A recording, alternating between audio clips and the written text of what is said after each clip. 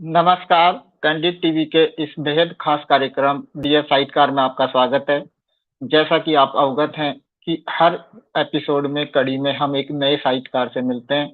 तो इस बार इस कड़ी में हम मिल रहे हैं युवा साइटकार विजय राही से। विजय राही दौसा के बिलोना गाँव के हैं और विगत 5-6 वर्षों से साहित्य में निरंतर सक्रिय हैं।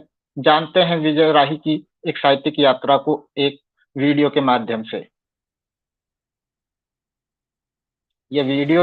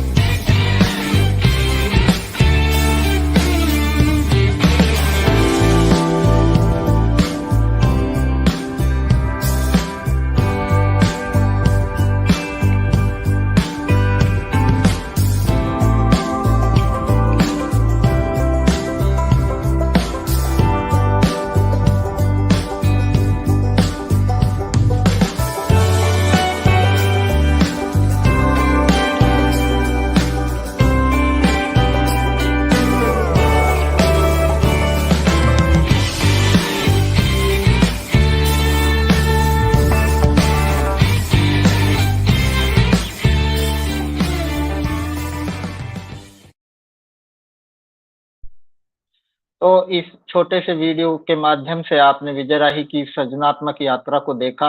अब मैं आमंत्रित करना चाहूँगा युवा कवि विजय राही को कि वो हमारे साथ संवाद में जुड़े। विजय राही जी। नमस्कार नितिन यादव जी और आपका शुक्रिया। बहुत-बहुत स्वागत है विजय जी। नमस्ते नमस्ते, धन्यवाद आपका नितिन जी। और मैं जी, शुक्रिया अदा करना चाहूँगा क्रेडिट टीवी के ये जो कार्यक्रम है डियर साहित्यकार नाम से इसकी जी, जो श्रृंखला है उसमें मुझे आमंत्रित किया गया और बातचीत का ये माध्यम बना। जी।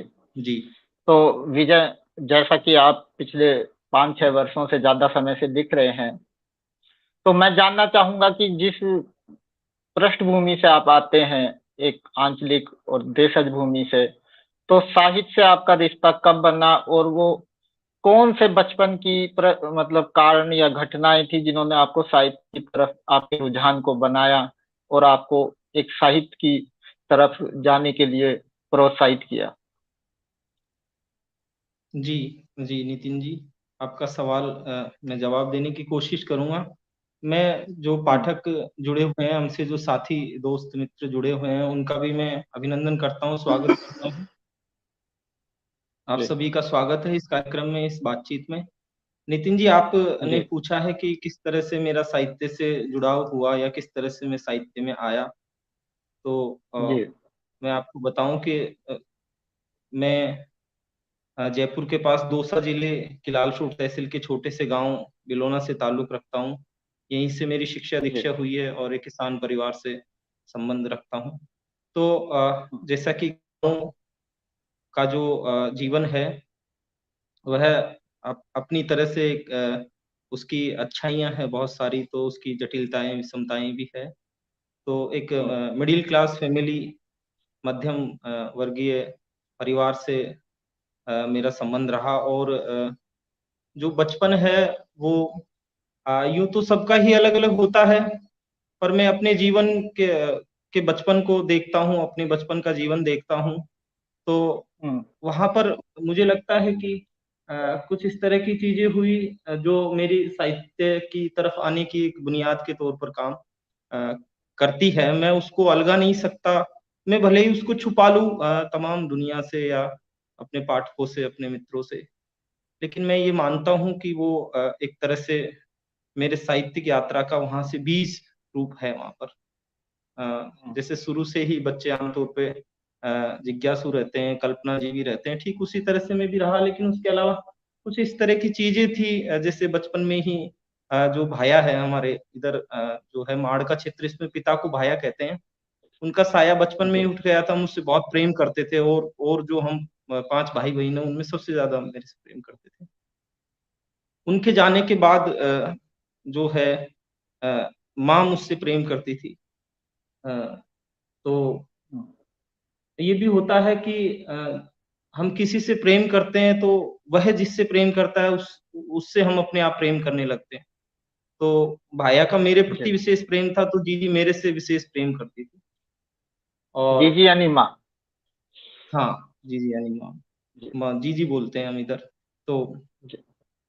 अ, उसका मुझे कई बार फ़ायदा भी हुआ, नुकसान भी हुआ। फ़ायदा ये हुआ कि जैसे कई बार जीजी पीटती थी बाकी भाई-बहनों को, तो मुझे थोड़ा कम पीटती थी।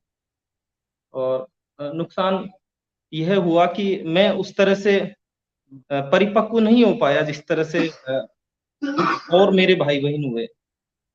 मतलब सामाजिक तौर पे मानसिक तौर पे, है ना? उस तरह से दुनियादारी में नहीं सीख पाया क्योंकि मुझे उस तरह का खुलकर मौका नहीं मिला सामना करने का, क्योंकि माँ ढाल की तरह आ जाती थी और बड़े भाई थे वो आ जाते थे। हुँ, लेकिन अ, मैं हालाँकि अपने आप को सुंदर कहना आत्म-मुक्ता है, लेकिन मैं सुंदर था जब छोटा था जब। तो और नहीं, अभी भी बहुत आप सुंदर सुंदर था, हैं। सब लोग हुँ, हाँ, सब लोग मुझसे प्रेम करते थे। तो इसका एक अलग तरह से भी मुझे खामियाज़ा भुगतना पड़ा कि हुँ, जिस तरह से आमतौर पे बच्चों के साथ जो चीज़ें होती है गाँव में, हुँ, शहरों में भी सामान्य है। तो उस तरह से मैं जब बड़ा हो रहा था किशोर अवस्था में, तो उस तरह की चीज़ों का भी सामना करना पड़ा, जिसे हैरेसमेंट कह सकते हैं हुँ, मेंटली। तो वो कई बार मैं सोचने भी लग जाता कि ये क्या है, अपने आप के बारे में सोचता था कि ये क्या चल रहा है। अपने आप को हुँ, के बारे में गौर करता था कि हुँ, ऐसी क्या चीज़ है जो इस वज़ह से ऐसा व्यवहार हो रहा है। धीरे-धीरे फैमिली के अलावा बाकी लोगों का भी इस तरह का ही व्यवहार होता था।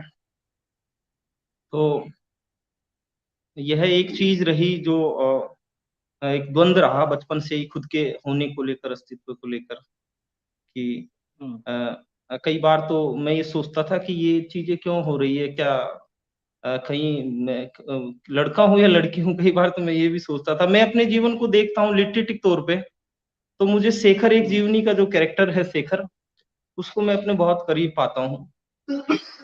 वो चीज़ें जो है वो एक ट्रॉमा की तरह आपके जीवन में पीछा करती है और हुँ, उनसे उभरना बड़ा मुश्किल होता है कई बार मनुष्य ताउम्र नहीं उभर उभर पाता है। तो ये हुँ, चीज़ें रही, उसके अलावा दूसरी चीज़ जो थी वो कि ये था कि मैं विद्रोही बच्चा था।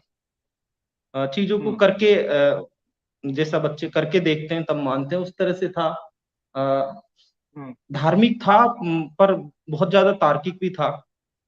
तो कई उस तरह के हुँ, काम मैंने किए जैसे आमतौर पे बच्चे नहीं करते, उनमें नैतिकता होती है और वो डरते हैं, ईश्वर से डरते हैं, देवताओं से, देवियों से डरते हैं। मैं उस तरह से नहीं था। मैं घरवाले मुझे दीप बत्ती करने के लिए भेजते थे, मैं बच्चों के साथ खेलता था और जो अगरबत्ती होती थी उनको जो बबूल के जो एक इकट्ठा करते हैं ईंधन जलाने के लिए लकड़ियाँ, वहाँ फेंक देता था ताकि कोई देखे हुँ, नहीं बबूल की लकड़ियों को। अ, हुँ, और लोग चप्पल खोल के नीचे जाते थे देव स्थानों पे, मैं अपने साथ के बच्चों के साथ जानबूझ के चप्पल पहन के जाता था, देखता था कि देख कौन क्या करता है। हैं? हुँ, कई बार तो मैंने त्रिशूल भी उखाड़ दिए थे जो देव स्थान होते थे उन पे। बाद में मुझे कई बार बुखार आ जाता था तो मैं उनसे रिलेट करके देखता था। कल्पना करता था, सोचता था कि शायद ये उसका फल मैं भुगत रहा हूँ। इस तरह की बहुत सारी चीज़ें थी। कई बार तो मैं ऐसे सोचने लगता था, आप हँसेंगे इस बात पे, मैं ये सोचता था कि मुझे अमेरिका में है दिखाया जा रहा है, मैं एक फ़िल्म का कैरेक्टर हूँ, मैं हीरो हूँ और मुझे वहाँ पे टीवी पे दिखाया जा रहा है, मैं अच्छी तरीके से रहूँ, मैं बन-ठन कर रहूँ, अच्छे कपड़े पहनूँ, एक्टिंग करूँ, ऐसे रहूँ, मुझे सीधा लाइव हो रहा हूँ मैं कहीं पर। इस तरह से चीज़ें सोचता था। हीरो-हीरोइनों के बारे में सोचता था कि मैं हीरो बनूँगा। हीरोइनों के बारे में सोचता था कि मैं उनसे प्रेम करूँगा, शादी करूँगा, इस तरह की चीज़ें, बहुत सारी कल्पनाएँ उनमें जीता था मैं। उसके बाद में जो है, चूँकि पिता नहीं थे तो हमें बहुत सारा स्ट्रगल करना पड़ा, मज़दूरी करनी पड़ी। ऐसा कोई काम नहीं है जो हमने किया नहीं। मतलब हुँ, कैंटीन से लेकर, खुदाई से लेकर मज़दूरी जो है, हैं? चारा भरना खेतों से, ट्रकों में, गाड़ियों में, ट्रॉलियों में, जुगाड़ों में, इस तरह का काम किया। यहाँ तक कि मैंने जो शादियाँ होती है, उनमें जो लाइट उठाने वाले होते हैं, साइड में बच्चे बच्चे, उस तरह का काम भी किया है। मुझे याद है हुँ। अच्छी तरह से, उसके लिए मुझे ₹10 का नोट मिला था, उसको भी खा गया था जो ठेकेदार था। तो बहुत अलग-अलग तरह का मतलब जीवन रहा मेरा, जो बहुत छोटी-छोटी चीज़ें हैं, बहुत सारी घटनाएँ हैं जो मिलकर अ अ, मतलब मुझे इस तरह से तैयार किया। अमरदलपुरा और फिर नमस्कार साहित्य हमारे में साथ जुड़े। आने का, हाँ, अमर भाई नमस्कार। तो साहित्य में आने का आपका कब एक आधार बना और आपने कब तय किया कि आपको साहित्य में आना है, लिखना है, शायरी में या कविता में? हाँ जी, तो इस तरह से एक बीज रूप में ये चीज़ें तैयार हो रही थी और मैं द्वंद में था। धीरे-धीरे जब मैं बीए करके दोसा कॉलेज से, उसके बाद में जब मैं जयपुर आया और मैंने साहित्य पढ़ा, तमाम बड़े राइटर हैं, महान राइटर हुँ, हैं, उनको पढ़ा और वहाँ से मैंने लिखना शुरू किया, थोड़ा हुँ, बहुत ऐसे ही तुक्के मारना। अ, हुँ, इसमें एक कारण ये भी था कि गर्मियों में हमारे इधर यहाँ पद कन्हैया दंगल होते हैं, उनमें भी मैं जाता था, तो वहाँ पोएट्री लोक साहित्य था, हालाँकि वो लोक गायक थे, लेकिन उनके वहाँ पोएट्री की झलक मिलती हुँ, थी, मुझे नए-नए शब्द के बारे में जानना, उनके बारे में पता करना। कई बार तो मैं ऐसे शब्द मेरी जीजी से पूछ लेता था, वो हँसती थी, कई बार जूती लेके, चिमटा लेके भगती थी। वास्तव में वो शब्द ऐसे होते थे जो जो एक तरह से गाली होती थी, उनके बारे में मैं उनसे पूछ लेता था अर्थ कि जीजी इसका क्या मीनिंग है? गाँव के अपने हुँ, मुहावरे लोगों की ये चलती है, जिनमें गालियाँ भी होती है, उनका अर्थ गाली होता है, मतलब हुँ, उनका मायने। हुँ, तो मेरी रुचि थी हुँ, शुरू से ये नए शब्द उनका प्रयोग करना फिर बोलचाल में, क्योंकि इसी तरह से हुँ, हमारा शब्द भंडार बनता है। तो एमए में जब आया तो मैं लिखने लगा था, डायरी डायरी लिखने लगा था और डायरी में मैं हुँ, अच्छी-अच्छी जो कविताएँ हैं, अखबारों में जो आती है, उनको मैं हुँ, चिपका लेता था उन कटिंग को काट कर। गर्मियों में भी मैं पढ़ता था, भरी दोपहरियों में आँधियाँ चलती थी। मेरी मौसी तो ये कहती थी कि हुँ, विजय तू तेरी आँखें है ना वो फूट जाएगी, तू इतना मत पढ़ा कर। सब लोग सोते रहते थे, मुझे दिन में नींद नहीं आती, अभी भी नहीं आती है, लोगों की हुँ, कइयों की दिन में सोने की आदत है। हुँ, तो मैं पढ़ता था, उनको हुँ, इकट्ठा करता था और कुछ कुछ लिखने का मैंने शुरू कर दिया था तुकबंदी शायरी जैसा। तो और अपने प्रोफ़ेसर्स को मैं दिखाता भी था। तो शुरुआत में मैं ब्रजभाषा की तरफ मेरा झुकाव था और फिर ब्रजभाषा से फिर मैं उर्दू की तरफ झुकाव हुआ शायरी में। और उसके बाद फिर मैं हुँ, हिंदी कविता में आया 2018 के आस-पास। 5-7 साल मैंने शायरी में काम किया, उसका डिक्शन, ग्रामर जो सीखा। इस तरह से ये हुँ, एक माहौल बना मेरा कविता की तरफ आने का। उसके अलावा यहाँ के जो आस-पास के जो मेरे राइटर हैं, उनका भी प्रभाव रहा इधर आने में, हिंदी कविता में ख़ास तौर से जिनमें चरण सिंह पथिक है, प्रभात है, बलराम काउंट है, कृष्ण कल्की ऋतुराज जी, ये सब लोग हैं, इनकी वज़ह से मैं इधर आया। क्योंकि शायरी में मैं उस तरह से कह भी नहीं पा रहा था अपनी चीज़ें, तो 2018 के आस-पास मैं हुँ, हिंदी कविताएँ लिखने लग गया। हुँ। तो आप जब उस समय एमए में या उसके दौरान आप जो साहित्य पढ़ रहे थे, तो ऐसे कौन-कौन से कवि, लेखक थे, जिन्होंने आपको प्रभावित किया और आपको लगा कि मतलब इस तरह का लेखन मैं भी लिखूँ, या एक मतलब प्रेरणा या आपको जिन्होंने प्रभावित किया लेखक के तौर पे, वो कौन-कौन से लेखक थे उस समय? जी, नितिन जी, आप जानते हैं, आप भी गाँव से ताल्लुक़ रखते हैं। आप देखिएगा कि गाँव में और शहरी जीवन में बहुत बड़ा अंतर है एक। चीज़ों का जिस तरह से शहर का बच्चा है वो चीज़ें समझने लगता है, उस तरह से गाँव का बच्चा नहीं समझता है, वो एक उम्र के बाद समझने लगता है। तो बहुत सारे जो द्वंद मेरे चल रहे थे और दिमाग में दिलो-दिमाग में, तो जिस तरह से मैंने आकर एमए में ख़ास तौर से पढ़ा, लाइब्रेरी का लुत्फ़ लिया। हालाँकि प्रेमचंद साहित्य मैं पढ़ चुका था 9वीं में, 11वीं में कुछ स्कूल की लाइब्रेरी से ही, तो पढ़ने के प्रति मेरा रुझान था। तो एमए के दौरान जब मैंने पढ़ा, शायरी के भी जो गालिब मीर है और जो अ, हिंदी के महान जो राइटर हैं, उनकी जो किताबें गाँव की लाइब्रेरियों में आमतौर पे कम मिलती है, तो वो लाइब्रेरी राजस्थान यूनिवर्सिटी की, जो काफ़ी समृद्ध लाइब्रेरी है, यहाँ से हुँ, मैंने पढ़ा तो ख़ास तौर से जैनेंद्र को पढ़कर जैनेंद्र है, अज्ञेय है, प्रेमचंद से तो मैं पहले से ही प्रभावित था। इनको पढ़कर और फिर मैंने समकालीन जो आस-पास के जो कथाकार है, कहानीकार है कवि है जो मैंने नाम लिए अभी आधा दर्जन जो आस-पास के हैं मतलब मेरे ज़िले के, दौसा ज़िले के, जयपुर के आस-पास के, करौली, सवाई माधोपुर के। उनको पढ़कर मुझे लगा कि ये हुँ, लिखकर इस तरह का लिखकर मतलब वो मेरी ही अपनी बातें, एक ही लोक है हमारा।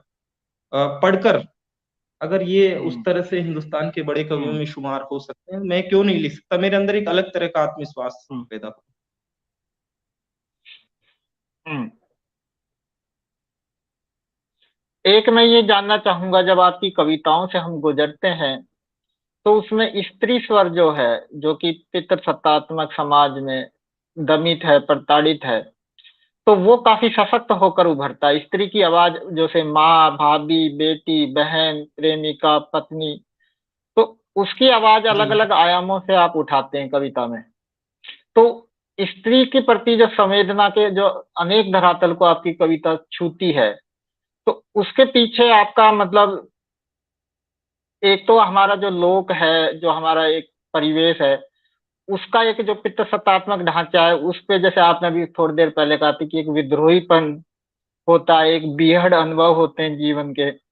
तो आप कविता के माध्यम से उस स्त्री के स्वर को जो मुखरता रेखांकित करते हैं, तो ये आपके दिमाग में या आपकी, क्या उसको कहें, रचनात्मक प्रक्रिया में किस तरह से आता है और किस तरह से आप उसको ढालते हैं?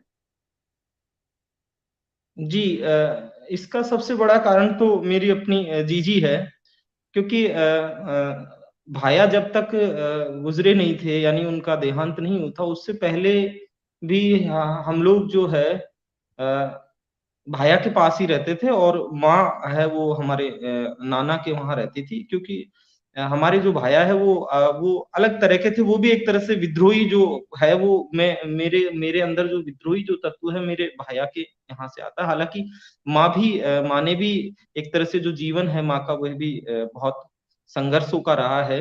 5-5 बच्चों को पालना, बड़ा करना, उन्हें अच्छी शिक्षा दिलवाना, नौकरी तक हम लोग गए।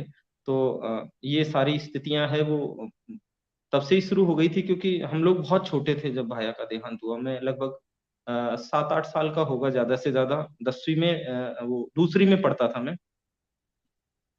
तो उनका अलग तरह का कैरेक्टर था। वो जैसे होता है ना गाँव में छोटी-छोटी बातों पर किसी की बात पर बिलीव करना, वो बहुत भोले भी थे और जो है जैसे बात बात पे हो गई भाइयों से लड़ाई तो अलग से कपड़े लेने के लिए चले गए दुकान पे, हैं? दादी के नुक्ते को लेकर लड़ाई हो गई तो अलग से बबूल का पेड़ खोदने चले गए, सूखा अलग से नुक्ता करने के लिए या जैसे कोई बात हो गई तो चले गए अलग से अपना और उनका अलग वो था, हुँ, शाम के टाइम पे माँ नहीं रहती थी, तो शाम को छाछ करते थे वो, दही बिलोते थे, 2-3 दिन का दूध इकट्ठा करते थे। गर्मियाँ निकल जाती थी, उसके बाद में गेहूँ निकलवाते थे कि कहीं कोई जो है जो जो क्या बोलते हैं जिसको सूद से पैसे लेते हैं जिस पे से हमारे बोहरा बोलते हैं उधर, वो ना आ जाए कहीं पैसे लेने के और लिए जिनसे ब्याज पे पैसे ले रखे हैं। उनसे बचने के लिए वो हुँ, गेहूँ नहीं निकलवाते थे, सबके बाद में जब क्योंकि थ्रेशर मिलती भी नहीं थी। थ्रेशर उसी को मिलेगी जो नकद पैसे देगा, तो सबके बाद में थ्रेशर मिलती थी और वो उसमें से फिर साँप निकलते थे, दुनिया भर के जो कीड़े हैं वो जीव-जंतु है उसमें आके घुस जाते थे गेहूँ के उसमें और कई बार तो बरसात हो जाती थी रोड हुँ, से लोग जाते थे, वो कहते थे यार ये किसका गेहूँ है अभी भी पड़ा है, बारिश शुरू हो गई है। तो इस तरह का उनका जीवन था, तो उनका बहुत असर रहा। माँ जो है वो उधर रहती थी नाना के वहां पे। बाद में उनके देहांत के आसपास वो माँ हमारे पास रहने लगी। और इस तरह से माँ का प्रभाव रहा, क्योंकि पूरा जीवन भर माँ ने पिता की एक तरह से भरपाई माँ ने ही की है। तो और दूसरा ये भी है कि देखिए, हमारा जो है अर्धनारीश्वर को हम मानते हैं, शिव जो है, और हर व्यक्ति में स्त्री तत्व होता है ना। लेकिन ऐसा कहा गया कि कवियों के अंदर स्त्री तत्व की अधिकता होती है, थोड़ा मतलब संवेदनाएं वह स्त्रियों के प्रति होता है। तो कहीं ना कहीं ये भी चीज है कि स्त्रियां है वो कविताओं में इस तरह से आती है मेरी। दूसरा जो प्रकृति है, आसपास का परिवेश है, जीव जगत है, पशु हैं, चराचर जो, तो आपकी कविताओं में बकरी है, नीम का पेड़ है और बहुत सी चीजें। तो अपने परिवेश को जो आपने बरतने का जो आपका ढंग है कविताओं में, उसके प्रति हम्म। आपकी जो सौंदर्य दृष्टि है वो कैसे धीरे धीरे डेवलप हुई, विकसित हुई? देखिए, गांव के व्यक्ति में जब कविता लिखेगा तो उसकी स्मृतियां है, चूंकि गांव से जुड़ी है, और स्मृतियों कविता यथार्थ, स्मृतियां कल्पना, तीनों के मिश्रण से मिलती है। कविता लिखना भी कला ही है, उसको वो सारी प्रक्रिया है। तो आसपास का जो था मेरा दायरा है, मेरा जीवन इस तरह से आवारा गर्दी में ही बीता। पढ़ाई के अलावा जो है मैं घर पे बिल्कुल पढ़ता नहीं था, घूमता था, मतलब निरापद। बैठे तालाब के किनारे बैठ गए और कंकड़ियां फेंक रहे हैं पानी में, या गाय भैंस चरा रहे हैं, तो हम्म। बारिश में भीग रहे हैं। हम्म। बच्चों के साथ खेल रहे हैं, आम के पेड़ों पर खेल रहे हैं, नीम के पेड़ के नीचे गर्मियों में बैठे हैं। हाँ, भेड़ बकरियां है, गाय है वहां पर, हम्म। आंधियां है, बारिश है, हम्म। गांव गांव के आसपास के जंगल है, बबूल के पेड़ है, खजूर हम्म। खजूर है। गर्मियों में खजूर के पेड़ की छाया के पास बैठे हम्म। बैठे हम छाया के साथ साथ चलते रहते थे, और वेट करते थे, इंतजार करते थे कि खजूर में से कोई चिड़िया आएगी, खजूर गिराएगी। तो इस तरह का गोंद हम्म। गोंद तोड़ता था मैं, छोटा सा था जब, गोंद बेचता था फिर हम्म। इकट्ठा करके। ऐसे ही खजूर बेचता हम्म। था, ऐसे ही शहद तोड़ता था। तो ऐसे प्रकृति के हम्म। प्रति मेरा उस तरह से था कि मैं घूमने वाला बहुत ज्यादा उस तरह का लड़का था। तो बहुत हम्म। नोटिस करता था मैं शहद के छत्ते, खासतौर से मुझे पता चल जाता था दूर से कि यहाँ पे शहद मिल सकता है। तो इस तरह हम्म। से बहुत उस तरह का ऑब्जर्वेशन था मेरा। तो इस वजह से भी इस तरह की चीजें कविताओं में आती है कि वो यहाँ पे एक जो जीवन में। आंचलिक और जो देशज शब्द हैं, आंचलिक देशज लोक के शब्द, उनको कविता में बरतना, उनको कविता में प्रभावी तौर पे लेना, वो जो एक हुनर या एक जो कौशल है, उसको लेके आप क्या सोचते हैं और अपने कविताओं में देशज आंचलिक शब्दों को किस प्रकार लाते हैं आप? देखिए, जो आंचलिकता है हिंदी कविता में, हिंदी कविता में क्या, हम्म। हमारी जो कविता है शुरुआत से ही, हम्म। हम्म। उसमें आंचलिकता हमेशा मौजूद रही है, आंचलिक शब्द हमेशा मौजूद रहेंगे। हम कबीर से लेकर हम हम्म। आज के जो कवि हैं उनको पढ़ेंगे तो उनको छोड़ दे जिनका जन्म शहर में हुआ है, जो जिनका अंचल से किसी तरह का जुड़ाव नहीं रहा है, उनको छोड़कर। हम्म। और पिछले हम्म। दशकों से तो आंचलिकता की, लोकेलिटी की जो देशज जो राग है उसकी जबरदस्त वापसी हुई है हिंदी कविता में। हम्म। पूरा विश्व ही एक ग्लोबल विलेज में बदल गया है, तो इसको तो हम खारिज कर हम्म। नहीं सकते और इससे बच भी नहीं सकते। रही बात हम्म। मेरी अपनी कविताओं की, तो मेरी जो रुचि है वह हमेशा आंचलिक शब्दों के प्रति रही है, कि उनके क्या मायने हैं उनको मैं जानने की कोशिश करता था। और गाँवों में तो हर 10-5 कोस के बाद में लैंग्वेज बदल जाती है, उसमें एक शब्द है, वह उसका दूसरा शब्द उसकी जगह पर्याय के तौर पे इस्तेमाल होता है। हम्म। तो हम्म। मैं अलग अलग भाषाएं सीखने का मेरा शुरू से ही मेरा स्वभाव रहा है, मेरी आदत रही है, और उनके अर्थ जानना। हम्म। और हम्म। लोकगीतों के प्रति मेरा विशेष आकर्षण है। मैं जब भी बुजुर्गों के पास या बूढ़ी औरतों के पास बैठता हूँ, मैं लोकगीत सुनता हूँ। मैं अभी झालावाड़ हूँ, मैं यहाँ की बच्चियों से, यहाँ के बुजुर्गों से मैंने यहाँ के लोकगीत जानना चाहा, लेकिन उन्होंने मना कर दिया कि यहाँ कोई इस तरह से खास लोकगीत या शैली कोई इस तरह का संगीत नहीं है, तो मुझे बड़ी मायूसी हुई। तो यह एक कारण रहा। फिर अगर कोई इस तरह का कोई डायलॉग है जो आमतौर पे उस लोक भाषा में या बोली में इस्तेमाल हो रहा है, तो मैं उसे ये सोचता था कि इसको मैं कहीं न कहीं काम में लूँ। जैसे मैं एक आपको उदाहरण दे रहा हूँ, मैंने हम लोग एक उसमें जा रहे थे कार्यक्रम में, शादी के में। तो देखिए आप पोएट्री देखिए आप लोक भाषा के या लोक गीतों के अंदर, मैंने एक गीत सुना वहाँ पे, जो औरतों ने जोड़ा तुरंत, जैसे आशु कवि जिसको कहते हैं आशु कविता। उन्होंने हमको देखकर और साइड से भेड़-बकरियाँ चराने वाले जा रहे थे, हैं? वो औरतें क्या गाती है, वो गाती है भेड़-बकरियाँ चराने वाले को, गडरियों को देख कर के थारी बेई छेड़ी चरा ल्याऊँ छेड़ियाड़ा म्हारी बेई सासरो साध्या। देखिए आप कितने खूबसूरत पोएट्री है ये। तो यहाँ से पोएट्री आती है, गाँव में तो मतलब गाँव के कण-कण में, माटी में पोएट्री है। गीतों में, वहाँ के संगीत में, वहाँ की हवाओं में, इतनी पोएट्री है। आप देखिए इस गीत के आप मायने देखिए कि हे गडरिये, मैं तुम्हारी जगह बकरियाँ चरा लूँगी। देखिए आप कितना मासूम सवाल है, क्या तुम मेरी जगह ससुराल साध लोगे? देखिए आप, मैं अचंभित हो गया कि क्या पोएट्री है। तुरंत उन्होंने ये गीत है गाए। तो इस तरह के बहुत सारे गीत हैं जिनको जिनको कहने के लिए जिस बात को 2 पंक्तियों का दोहा है, वह जाया किया किसी ने। किसी ने गीत कह दिया पूरा, हैं? किसी ने गज़ल कह दी, किसी ने कविता कह दी। वो 2 लाइन में 1 लाइन में कह रही है, कह रहे हैं गाँव के जो लोक गायक है, गाँव की जो औरतें हैं। मैं चाहूंगा अब आप हमारे दर्शकों को अपनी कोई कविता सुनाएं। जी, मैं छोटी-छोटी सी कविताएँ सुनाता हूँ, उसके बाद में फिर बीच में कविताएँ। एक कविता है, फूलों की तरह तुम, फूलों की तरह तुम आई मेरे जीवन में, खिल गई मेरी सांसों में खुशबू की तरह। तुम्हारी खुशबू मेरी आत्मा तक फैल गई, मेरी आंखों से आज भी झरती रहती है तुम्हारी यादों की खुशबू।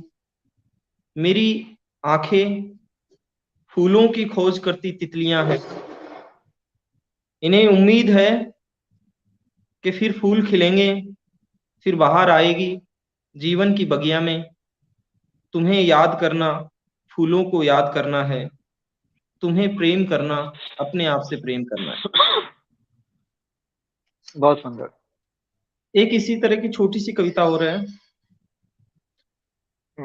तुम्हारे साथ जीवन इसका शीर्षक है। जब तुम साथ थे, सूरज हमारे साथ निकलता था। जब तुम साथ थे, सूरज हमारे साथ निकलता था। जब तुम साथ थे, चांद हमारे साथ चलता था। जब तुम साथ थे, तारे हमारे साथ टहलते थे। जब तुम साथ थे, जीवन हमारे साथ था। तुम्हारे बाद अब मृत्यु हमारी सहयात्री है। ये छोटी सी कविता है। एक मैं ये एक जानना कविता और है। चाहूंगा आपसे। जी जी हाँ, बिल्कुल सुनाइए। जी जी सुनाइए। जी जी सुनिए। ये कविता मंगलेश डबराल जी को समर्पित है। उन्होंने एक आयोजन के वो निर्णायक थे। हिंदी नामा एक फेसबुक का पेज है, उस पर ये एक शीर्षक दिया गया था, शहर से गुजरते हुए। तो हालांकि उसमें मैं भेज नहीं पाया, मैं संतुष्ट नहीं हुआ कविता से, लेकिन बाद में ये कविता पूरी हुई और मैंने उन्हीं को समर्पित की। ये कविता शहर से गुजरते हुए इसका शीर्षक है। मैं जब जब शहर से गुजरता हूँ, सोचता हूँ किसने बसाए होंगे शहर। शायद गांव से भागे प्रेमियों ने शहर बसाए होंगे। मैं जब जब शहर से गुजरता हूँ, सोचता हूँ किसने बसाए होंगे शहर। शायद गांव से भागे प्रेमियों ने शहर बसाए होंगे। ये वो हबागे थे जो फिर लौटना चाहते थे गांव। मगर लोक लाज से ठिठक गए पांव, सिर्फ यादों में रह गए गांव। ये वो अभागे थे जो फिर लौटना चाहते थे गांव, मगर लोक लाज से हम्म, ठिठक गए पांव, सिर्फ यादों में रह गए हम्म, गांव। शहर से गुजरते हुए मैं जब भी गांव को याद करता हूँ, गांव आकर भर लेता है मेरी बात। मैं सोच भी नहीं सकता कि छोड़ दूं उसका हाथ, सो फिर मैं भी रोने लगता हूँ अपने बिछड़े हुए गांव के साथ। अरे वाह, बहुत जी शुक्रिया। जी। हमारे साथ राकेश विजय जी भाई, और जैसे हमारे राकेश जी भी जुड़े जी, हुए हैं, उनका स्वागत है। हम्म, अवधेश मीना हाँ, जी जुड़े हुए हैं, बहुत बहुत उनका भी बहुत स्वागत स्वागत है। जी। जी। तो मैं ये पूछना चाह रहा था कि एक युवा रचनाकार के नाते आप वरिष्ठों के साथ अपने संबंध को, मतलब एक प्रतिनिधि युवा रचनाकार के तौर पे, व्यक्तिगत नहीं, वरिष्ठों की भूमिका को युवाओं के साथ कैसे देखते हैं कि जो वरिष्ठ रचनाकार हैं उनकी भूमिका युवाओं को आगे बढ़ाने में, संवर्धित करने में, परिवर्धित करने में, उनको नर्चर करने में, उनको आगे बढ़ाने में आप कैसे देखते हैं जी एक देखिए युवा हमारा जो रचनाकार के नाते? जी जी जी हमारा जो देश है यहाँ पर गुरुकुल परंपरा रही है शुरू से ही। और उर्दू में आप देखिए कि एक तरह से उस्ताद की परंपरा है कि वह अपने शागिर्द को तैयार करेगा और उसे बारीकियां सिखाएगा शायरी की, सुखन हम्म, की। हिंदी कविता में भी हम्म, इसी तरह से या हिंदी की भी एक इस तरह की परंपरा रही है, समृद्ध परंपरा रही है। हजारी प्रसाद द्विवेदी, विश्वनाथ त्रिपाठी, नामवर हम्म, सिंह जी के भी कई जो उनके हम्म,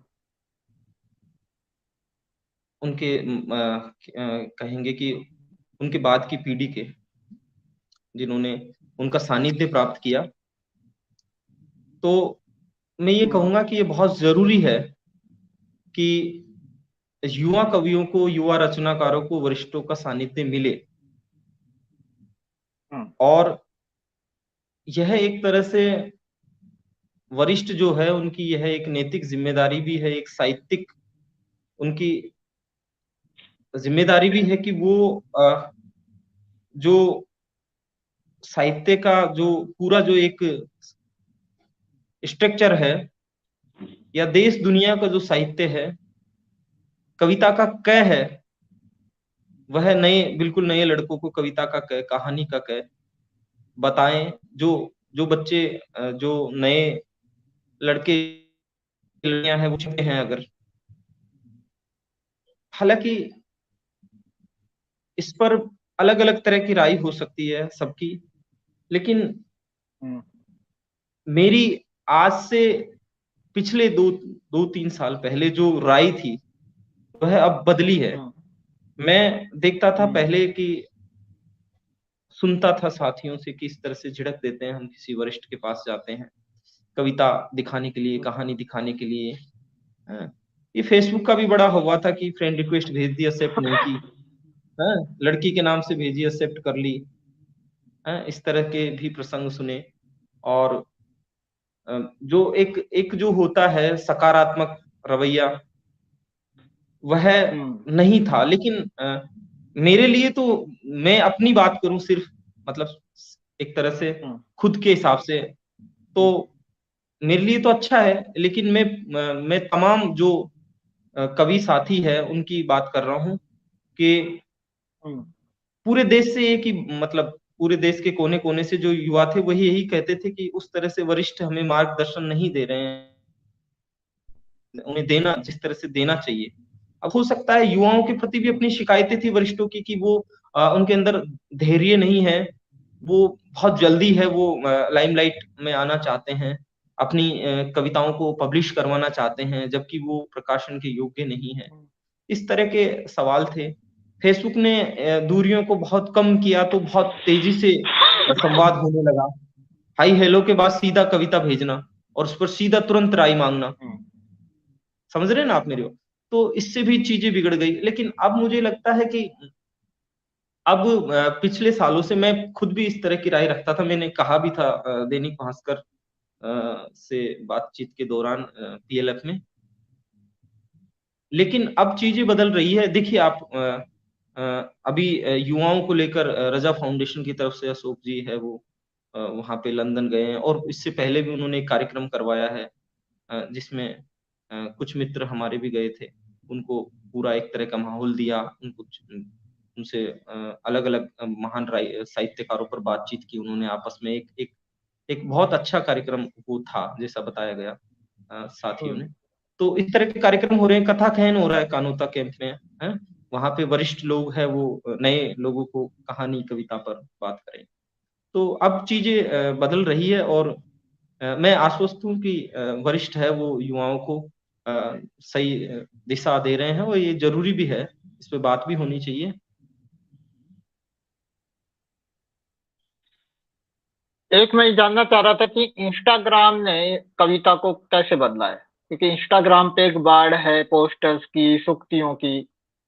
तो इंस्टाग्राम का जो मुहावरा है कविता का, उस मुहावरे ने कविता को किस तरह से बदला है?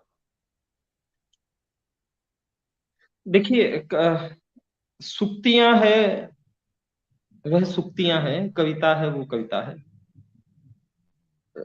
चूँकि बुरा उन्हें शेयर करने में कोई बुराई नहीं है, पोस्टर बनाने में भी बुराई नहीं है, और कविता ज़्यादा से ज़्यादा लोगों तक पहुँचे। कवि तो यही चाहता है कि मेरी कविता को पढ़ लिया जाए। तो ये अच्छी चीज़ें हैं, लेकिन इनका नुकसान यह हुआ है कि लोगों ने अच्छी कविताओं को पढ़ने, मेहनत करने, लाइब्रेरियाँ खंगालने या किताबें खरीदना छोड़कर सिर्फ़ फेसबुक और इंस्टाग्राम पर जो चीज़ें आ रही है, उसी को कविता मान लिया। ये इसका सबसे बड़ा नुकसान हुआ है, और अच्छी कविताओं से लोग जुड़ नहीं पाए। एक सूक्ति है, उसको उठाकर उसका पोस्टर बना दिया, या किसी कविता की पंक्तियों को तोड़-मरोड़ कर अपने नाम से लिखकर उसको कविता के रूप में उसमें कोई तत्व नहीं बचा, और उसे अपने नाम से किसी ने लगा दिया और वह पॉपुलर हो रही है। हुँ, तो देखिए कविता को मैं ये मानता हूँ कि पूरा पढ़ा जाना चाहिए उसका, हालाँकि अ, अलग-अलग राय हो सकती है, कोई ये कहे कि उसके एक-एक पंक्ति का पाठ होना चाहिए, अंतर पाठ होना चाहिए, हैं? लेकिन कविता का जो सौंदर्य है, उसकी जो सुंदरता है, वो पूरे मुकम्मल रूप में आती है हमारे सामने, और उसके जो अर्थ है, गहन अर्थ तक यदि हम जाएँगे, तो उसको पूरी पढ़ेंगे तभी वह हमें अच्छी लगेगी, और वहाँ तक पहुँच पाएँगे जो कविता कहना चाह रही है, या उससे जुड़ पाएँगे। तो यह कबाड़ा हुआ है।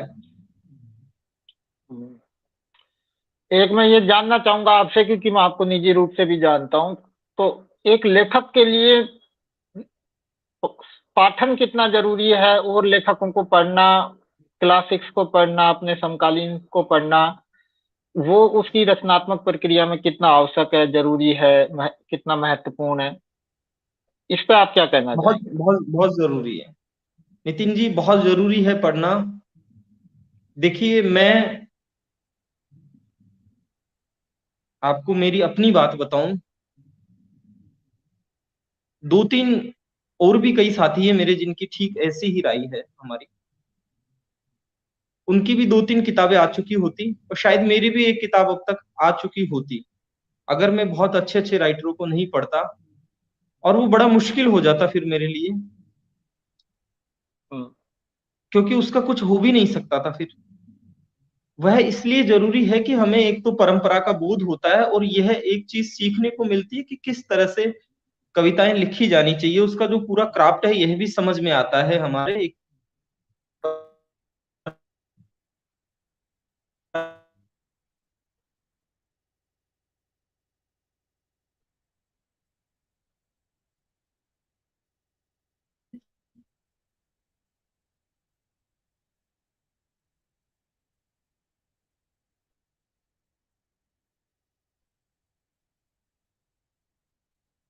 और समझ में आती है कि किस तरह की चीज़ें हैं वह लिखी गई।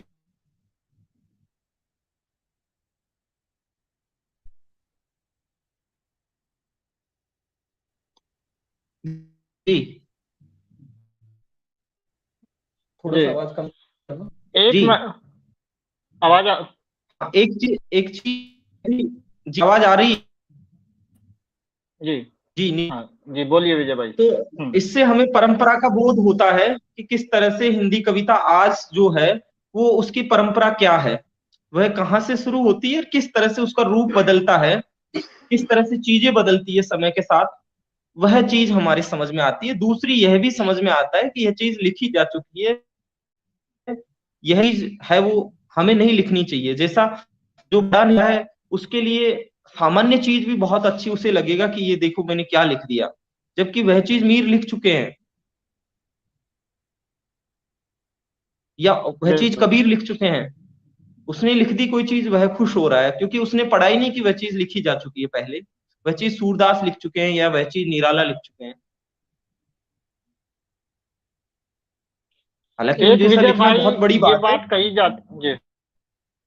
जी। हाँ, हालांकि बहुत मुश्किल भी है, हालांकि उनके जैसा लिखना, महान लोगों के जैसा। लेकिन कई ऐसे ख्याल है, कई ऐसे विचार है जो वो लिख चुके हैं और हमारे मन में आते हैं, हालांकि उनको हमने नहीं पढ़ा होता है, फिर भी आ जाते हैं। तो यह चीज का पता हमें जब चलेगा जब हम उनको पढ़ेंगे। तो सबसे अच्छी बात यह है कि हमें यह भी पता चलेगा कि हमें क्या नहीं लिखना चाहिए। इसलिए मैं ये कहता जी। हूं कि हमें पढ़ना चाहिए, बिल्कुल पढ़ना चाहिए। वरिष्ठों के साथ, महान क्लासिक बुक्स के साथ, क्लासिक रचनाकारों के साथ हमें आसपास के जो हमारे साथी है उनको, उससे भी हमें सीखने को मिलता है इस तरह से कहानी बदल रही है, भाषा ये कहाँ की कविता की भाषा बदल रही है। जी। जी। एक जो अभी आपने कहा कि धैर्य बहुत जरूरी है, हड़बड़ी या जल्दबाजी से एक युवा रचनाकार को बचना चाहिए। तो वो जो धैर्य की बात की आपने, कहा कि संग्रह जल्दबाजी में नहीं लाना चाहिए, कविताएं भी तसल्लीजनक तरीके से रुक के आराम से लिखनी चाहिए। तो ये जो हड़बड़ी है युवाओं में, जिसकी बात अक्सर वरिष्ठ भी करते हैं, समकालीन भी करते हैं, इस हड़बड़ी से अपने आप को बचाने के लिए, जैसे आपने कहा कि पठन पाठन में यदि ज्यादा गहराई आएगी तो वो चीज कम हो सकती है। इसके अलावा आप वर्तमान जो युवा वर्ग है, तो ये हमेशा कहा जाता है कि कविता में पाठक नहीं है, कविता में पाठक नहीं है। तो आप क्या पाठक और कविता का रिश्ता कैसे देखते हैं? जी। नहीं लग हेलो। कम, अगर अच्छा कंटेंट आएगा, अच्छी कविताएं आएगी बेशक।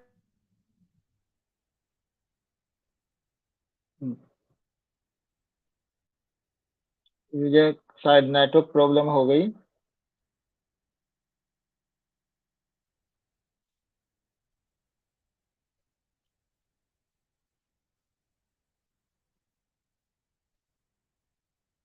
नेटवर्क प्रॉब्लम की वजह से शायद विजय का संपर्क हमसे छूट गया। तो आज की इस कड़ी में शायद वो पुनः प्रयास कर रहे हैं विजय हमसे जुड़ने का।